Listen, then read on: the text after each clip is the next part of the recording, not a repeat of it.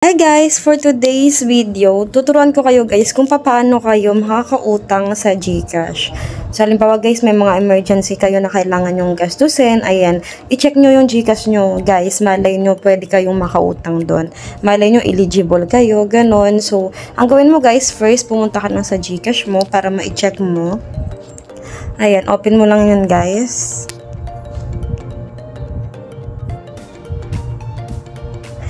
Ayan, pag nandyan ka na guys, makikita mo dito itong mga services niya. So, piliin mo dito yung borrow.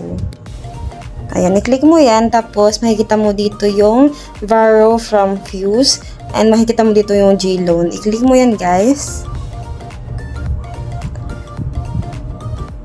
Ayan, so as you can see, lalabas dito guys kung ano yung pwede nilang mapautang sa'yo or magkano yung pinapautang nila sa'yo. So as you can see guys, may lumabas dito na you can borrow up to 1,000.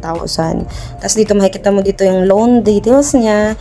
Ayan, payable in 6 months, yung interest rate niya, processing fee, mga ganyan. Tapos how it works. So basahin mo lang guys kung ano yung mga niya dyan, mga details, ganyan.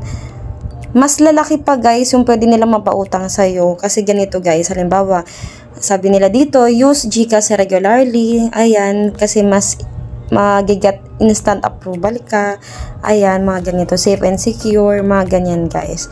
Tapos halimbawa guys, gusto mo nang utangin yan kung ano yung ilan yung magkano yung papautang sa'yo, pindutin mo lang yung get started. Ayan, so ganun lang guys, kadali.